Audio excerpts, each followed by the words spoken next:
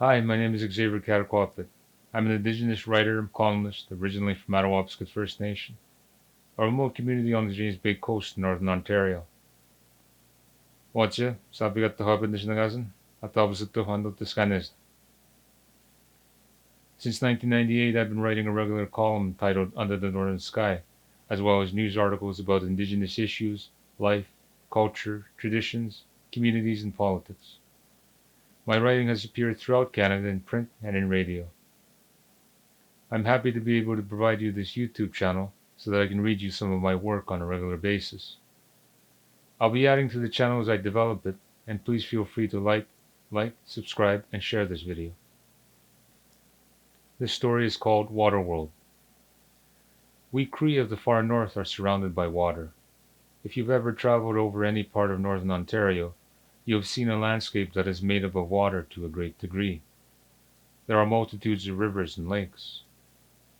My people on the James Bay coast live near the mouth of the Attawapiskat River, which leads into the mighty waters of the Great James Bay. In fact, this saltwater ocean was our first connection to the outside world.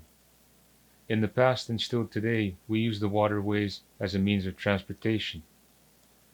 Primarily in the spring, summer, and fall, we travel on the water to pursue our traditional lifestyle of hunting, gathering, and trapping. The river is our road, and we know these northern water roads very well.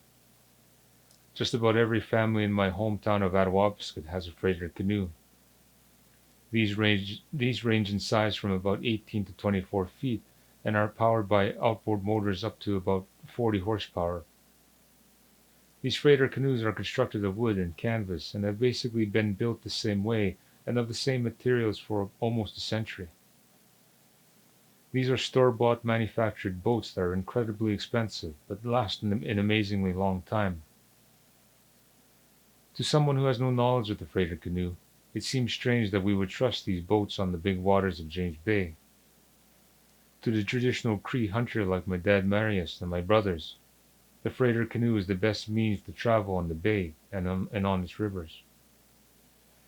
These huge canoes are practical for my people in that they can be paddled or motored up a shallow river, driven over rapids, or portages with relative ease.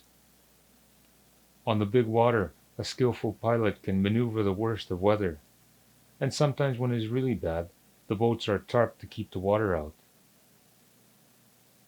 My people have a lot of respect for the big water of James Bay, and don't venture out when the weather is really bad.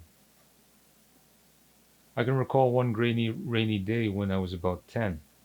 My brothers and I were crouched under the tarp Dad had covered the top of the boat with. Dad was at the rear running the engine, exposed to the driving rain and cold fall weather, while we were midway under the tarp and hanging on for dear life. The water was rough on the bay that day as we made our way to Xavier Island to set up camp. I have a vivid memory of being rocked by rough water. I could almost feel the waves splashing over the sides of the boat, then onto the tarp and running off. I could smell that horrid odor of a mix of salt water, plastic tarp, and gasoline. As always, my dad got us safely to the Xavier Island, and in the shelter of land, we motored up to our campsite. Many of my non-native friends that observe my people in these canoes wonder at their safety. I have to admit, too, I sometimes doubt the wisdom of loading these canoes to the point of the ridiculous.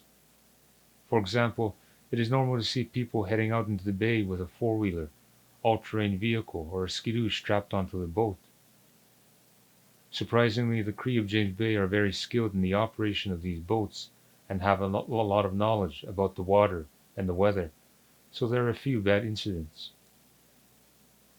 In the early days, my people made their own canoes of birch bark. The canoe has always been the key mode of transportation for the northern Cree. My dad and my mom tell me of stories of a time when our ancestors were also skilled sailors who used the wind to move them on the bay. Even with modernization and the possibility of train tracks or a road being built to reach Attawapiskat, I still believe the freighter canoe will always have a place in our lives.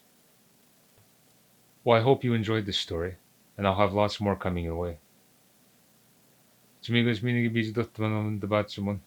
Gambata. Batamina. Macha.